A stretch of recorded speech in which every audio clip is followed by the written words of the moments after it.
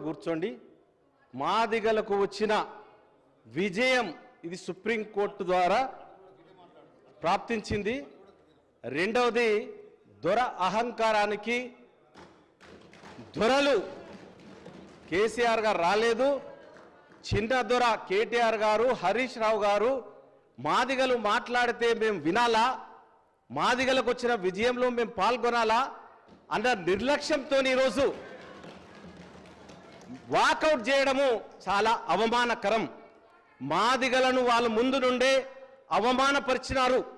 మీ అందరికీ తెలుసు, డిప్యూటీ సీఎంగా రాజయ్య గారికి ఇచ్చి అకారణంగా అన్యాయంగా బర్తరఫ్ చేసిన చరిత్ర బీఆర్ఎస్ పార్టీది. మరి ఈరోజు బట్టన్నను కాకుండా చేసిన చరిత్ర కూడా వాళ్ళదే. సిఎల్పి నాయకుడు బట్టన్ అయితే ఆయన కింద మేము పనిచేయాలని మీరు వెళ్ళిపోయిన సంగతి కూడా ప్రజలు గమనించినారు. మరి ఈరోజు ఈ వీరు మాకు సంతోషంగా ఏ ప్రభుత్వం కల్పించలేదు. ఆనాడు తెలుగుదేశం ప్రభుత్వం మందకృష్ణ మాదిగ ప్రారంభించినటువంటి మాదిగ దండోర అణచివేతకు గురై ఎన్నో సంవత్సరాలు బాధపడి 1994లో జూలై 7న మాదిగ దండోరాను ప్రారంభించి మాదిగలకు మాదిగ అని చెప్పుకునే స్థైర్యాన్ని ఇచ్చినారు. అటువంటి ఆయనను కేసీఆర్ గారు అరెస్ట్ చేస్తారండి. అఖిల పక్షాన్ని వేస్తానని, అఖిల పక్షాన్ని ఢిల్లీకి తీసుకెళ్తానని, ప్రధానమంత్రితో కల్పిస్తానని చెప్పి ఆయనను ఏకంగా అఖిల పక్షం వేయమన్నందుకు జైలుకు చెంచల్గూడ జైలుకు పంపించినారు. చెంచల్గూడ జైలు ఆయన బిడ్డ పెళ్లి ఉన్నది, కనీసం బెయిల్ కూడా ఇవ్వని చరిత్ర ఈ బీఆర్ఎస్ పార్టీది. ఈ దొరల అహంకారానికి ప్రతీక. వారు ఈరోజు మళ్ళీ మాట్లాడకుండా, మళ్ళీ చెప్పకుండా వాకౌట్ చేయడము ఇది ఎంతవరకు సబబని నేను తెలియజేస్తా ఉన్నాను. ఇది చాలా చరిత్రలో చెప్పుకోదగ్గ సమయం. నేను అందరికి కూడా ఒకటే చెప్తా ఉన్నా, ఈరోజు మా యువతకు కూడా ఒకటే పిలిపిస్తా ఉన్నా.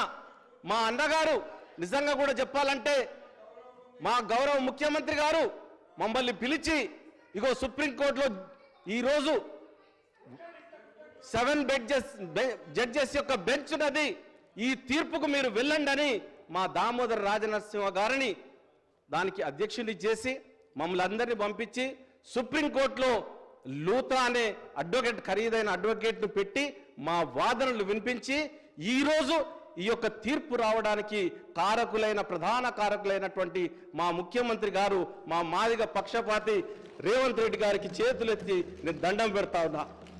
నిజంగా కూడా హృదయపూర్వకంగా ఆయన తీసుకున్న నిర్ణయం ఇది. మమ్మల్ని అందరినీ పిలిపించి తన దగ్గర కూర్చోబెట్టి అడ్వకేట్ జనరల్ పిలిపించి 3 గంటలు ఆ జడ్జిమెంట్ విషయం లోపల మీరు సుప్రీంకోర్టుకు వెళ్ళండి, సుప్రీంకోర్టులో కూర్చోండి, సుప్రీంకోర్టులో వాదనలు మన వాదనలు వినిపించండి అని కాంగ్రెస్ పార్టీ నుండి వినిపించినటువంటి గొప్ప వ్యక్తి రేవంత్ రెడ్డి గారు. మరి ఈరోజు కంటి తొడుపు చర్యల్లాగా ఏదో చేసినాము, మేము నిర్ణయం చేసినాము, మా తరఫున మేము అని హరీష్ రావు గారు చెప్పినారు. మా మాటలు వినరా అండి? మా సంతోషంలో మీరు పాల్గొనరా? అందురించి నేను ఒకటే మా యువత అందరికి కూడా నేను ఒకటే చెప్తా ఉన్నా, టీఆర్ఎస్ ఎమ్మెల్యేల అందరింటే ముందు చావు డప్పు రేపటి నుండి కొట్టాలని మాదిగ దండోరా నాయకులందరికీ కూడా నేను చెప్తా ఉన్నా. మాదిగ యువతకు నేను విజ్ఞప్తి చేసి చెప్తా ఉన్నా, ఇది చాలా సంవత్సరాల పోరాటం. మాదిగలు అణచివేతకు గురైనారు. మెడికల్ కాలేజీలో 14 సీట్లుంటే కనీసం 4 సీట్లు కూడా రాలేదు, ఉద్యోగాలు రాలేదు. మేము అన్నిటికీ దూరంగా ఉన్నాం, ఊరుకు దూరంగా ఉన్నాం, చదువుకు దూరంగా ఉన్నాం, ప్రతి విషయంలో కూడా మేము వెనుకబడి ఉన్నాం. కాబట్టి దయచేసి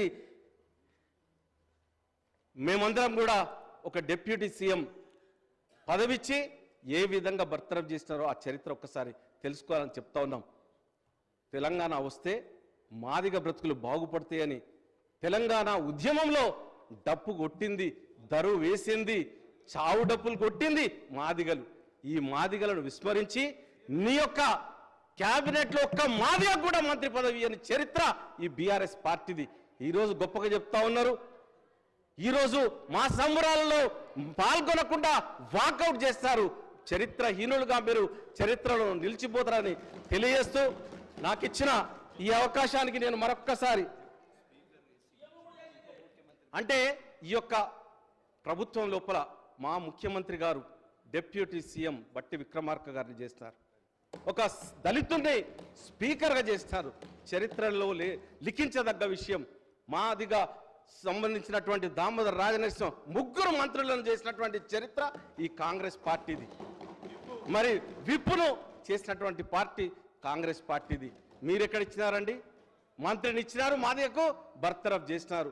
అకారణంగా మా యొక్క సంపత్ కుమార్ని శాశ్వతంగా సస్పెండ్ చేసినారు. ఆయన వాణ్ణి వినిపిస్తూ ఉంటే మెంబర్షిప్నే రద్దు చేసినారు. ఇంకా మీరు మా గురించి మాట్లాడతారు, మీ వెంట లేరు. ఈసారి మాదిగలు కాంగ్రెస్ పార్టీకి ఏకపక్షంగా ఉండి గెలిపించినారు. ఈరోజు వారికి ధన్యవాదాలు తెలియజేస్తూ, ఈ సుప్రీంకోర్టు జడ్జిమెంట్ వచ్చిన సందర్భంగా ఇందిరమ్మ అప్పటి నుండి మా తాతల తండ్రుల దగ్గర నుండి కూడా మేము కాంగ్రెస్ పార్టీకే ఓటేసినాం. నాకు ఓటు వచ్చినప్పటి నుండి కూడా నేను నిలబడ్డప్పుడు తప్పితే ఎప్పుడు కూడా మా అమ్మ కూడా నాకు కాంగ్రెస్ పార్టీకి తప్పితే నేను ఓటు వేయ బిడ్డ, నువ్వు నిల్చున్నా నేను రానని చెప్పింది. అంతటి గట్టిదనం ఉన్నటువంటి పట్టుదల ఉన్నటువంటి మాదిగలు వాళ్ళు.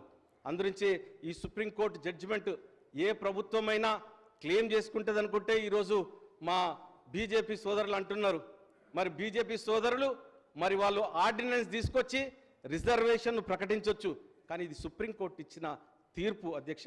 కాబట్టి వారికి ధన్యవాదాలు తెలియజేస్తూ సహకరించిన ప్రతి ఒక్కరికి కూడా మనస్ఫూర్తిగా ధన్యవాదాలు తెలియజేస్తూ అభినందిస్తూ సెలవు తీసుకుంటాం. థ్యాంక్ యూ అధ్యక్ష.